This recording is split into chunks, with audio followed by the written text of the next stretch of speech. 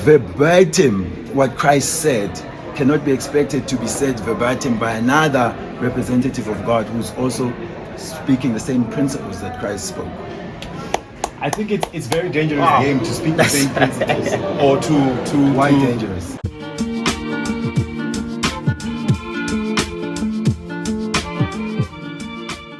yourself. That's the way. Things like that. That's the way. True. Then we go to the next part, the truth. So now, okay, if that's the way, is that only expressed within Christianity? Love your neighbor, do what Jesus No, said. it's not. No, it's not. Yeah. It's expressed in multiple religions. No, it's not. It's expressed in multiple religions. Now the next thing will be, he says, is the truth. Huh? I am the way, the truth, and the life. Yeah. Yes. So the truth means that he's expressing the will of the Father. Okay. Like he says, I and the Father are one. Ah. So means there are other teachers who are not legit, who are not giving you the truth of. That's what he's saying Yes, there. Okay. Yes. And so that is there. There's always. But yeah, we've already accepted that there are ways that don't get you to the. Okay. Yes. So now, that then says, he's also speaking in a particular context. There's a group of people in front of him. There's an ethos that is there. That's why he's kicking people out of the temple because they're doing things that are not according the to truth, the way. Okay. But now what we are then doing, we are neglecting the context with which he spoke those words. We are taking it and we are universalizing it for all time. Absolutely. Okay, but his words are universal in that moment. They are, in time. yes. His words are not, because if we say we are taking it and then we're universalizing it, then we're gonna say there's no truth, there is no way, there is no life. But his words are universal in their nature. Universal in the sense that if you take their way, love your neighbor, don't steal, don't bear false witness, thou shalt not kill, you told the man. If you apply that, that is the truth, and that is the way. True. God. Okay. So, but now that doesn't mean that teaching can only come from his mouth. Okay. But when he does say the next statement of no one goes to the Father except through me. Very good. So now we get back to the fact that he's talking to people. There's an audience there, there's a situation. Are you going to say that he's saying except through me in that moment in time? He's speaking about that. And at the same time, it's multi-layered. That anyone else also who comes and follows what I've just told you, this truth, is also will but get then the thing. Is he also not saying that that is the only truth, which is him? No. The truth is, yes, that is the only truth. But we just unpack that truth, love your neighbor, do not kill. It's not exclusive to that belief. Yes. But he's kind of alluding to the acknowledgement. So you could say the superior part of that statement is that it will be timeless to practice what I'm saying. This is the truth.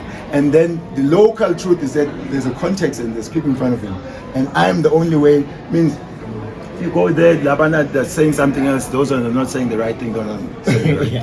So now we should be able to then see what Christ said. Is this also being said here? Is that truth which he revealed, is it also being revealed here? Then we can understand if it's not less than love your neighbor as yourself, love God with all your heart and soul, then we can see it's not the same truth which Christ is saying is the way to God. Okay. So then my ultimate question is, what are there other ways to God other than Jesus Christ? Yes. How so? When it when he claims that there are not. So we just unpacked we unpacked the statement and we unpacked the way, the truth, and the life, right? Yes. But the except through me. Yes, that's what that is a statement of a, what's the word? I forget the proper word, but of one God. There's a word for it. I forget the word for it. Of a monotheistic. That's a monotheistic statement. Yes. That's a statement of one God. I am the one God. And that is, I fully agree with you. Yes, there's one God. Yes. Hence,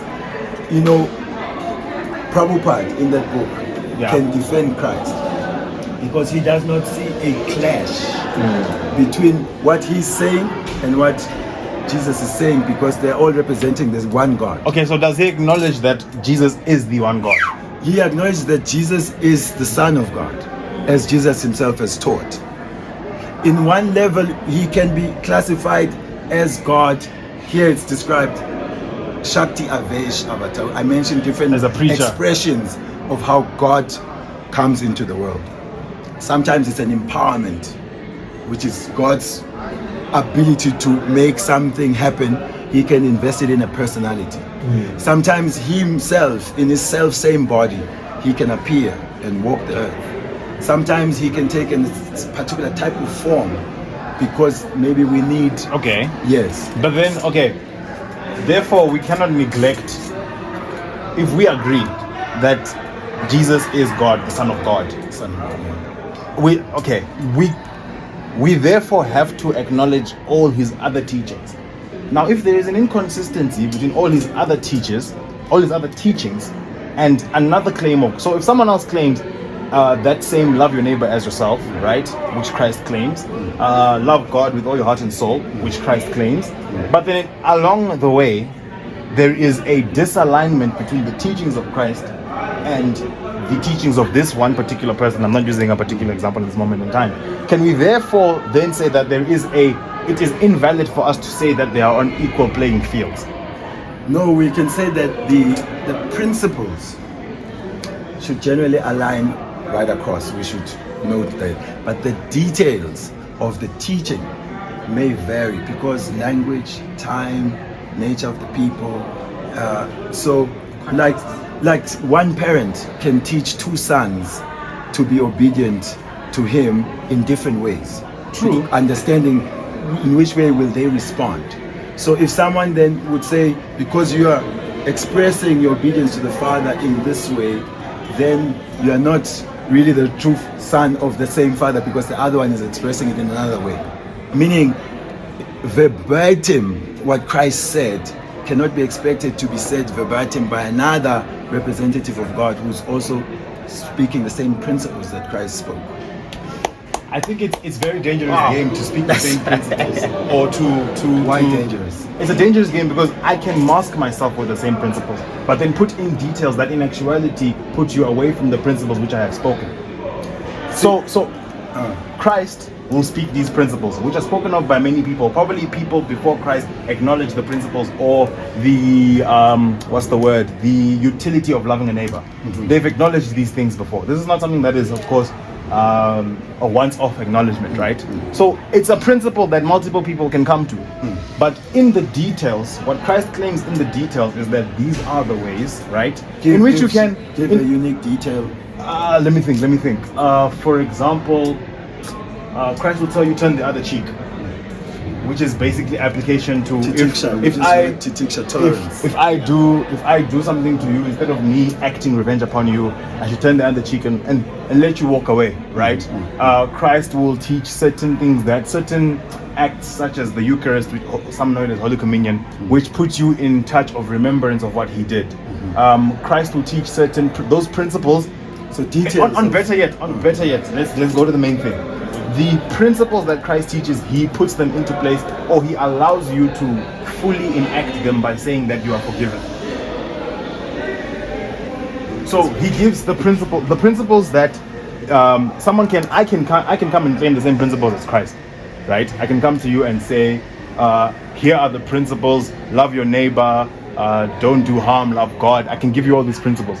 But when I leave you to those principles in your own era, you can never ever fully act out, able to act them out because of the quote unquote baggage and trauma that you've carried in your life. Yes. But when I come to you and say, I have relieved you of any responsibility to whatever trauma that you have, I have taken it from you, put it upon myself, so that you can go and live a life that shows the way, the truth, and the light. So that same principle, say in Bhagavad Gita, Krishna saying the Savadamam Parityaja Mamikam Sharanambraja Aham Tvam Sarvabhavibhyo Moksha Ishyami Masucha. Okay. He says they abandon all other ideas of religious duties, social duties that you think will help you to liberate yourself. Surrender unto me.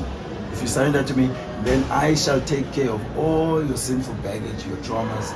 Do not fear. Okay. So it means, although I've given you a whole book of how you can better yourself, how you can connect your work, connect your knowledge, how you can control your mind and senses, ultimately it's surrender which allows me to be fully in charge of you, and whatever you are lacking, then I fulfill. I will take care of it. So he hasn't left you to your own strength and devices to follow. And who's that? Who said that? This is directly Krishna, God. Krishna, God. Who is Krishna? Krishna is, in many languages, different names describe the Supreme Being. So this Krishna is describing God as the all-attractive person. He's the speaker of Bhagavad Gita. He claims to be the father of every living being. He claims to be the source of the material. And you see, but what I think we can make him, where I think we can be clumsy is us saying that we'll go with Krishna.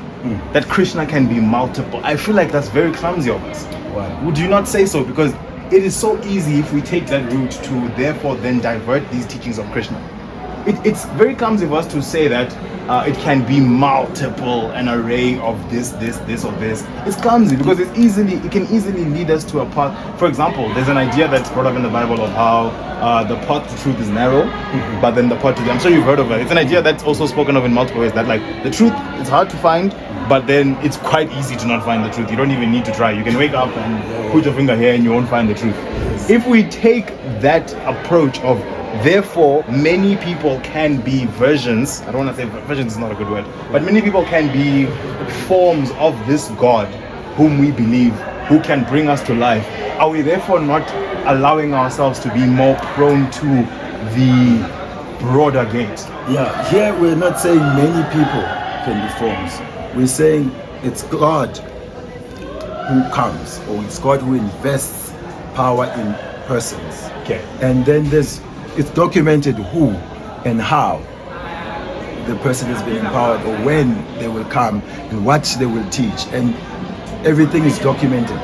Okay. So, and also you can test it out by way of application.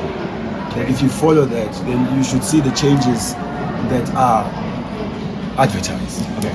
Yeah, so it's basically, it's showing how wide the compassion of God is, how broad is his program. So your claim is that the compassion of God is so broad that it can therefore be manifested in multiple ways. Yes. And it has been since time immemorial. So when you then make the one point of entry just a historical moment, say 1,500 years ago, the one Savior came, for example. Okay. Then now you're actually shrinking the broad program of God to reclaim his children. But is it therefore not worrying? God does want to reclaim his children.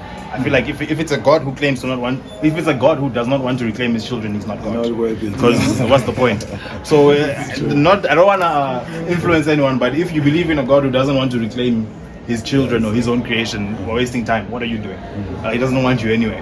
So I would say, is it therefore not worrying to us that if one, okay, so we see this in multiple ways, right? We see this is not the main point, but I'm using it to lead up to it. Yes. Maybe Jesus will acknowledge Moses, who came thousands of years before him, right, as a servant of God, or will he acknowledges other people other than himself to be not. That's not my main point. I'm just using it to show the acknowledgement. Yes. It's not worrying for us that okay, before I even get there, who is at the top? God. No one's equal to him. No one is above him.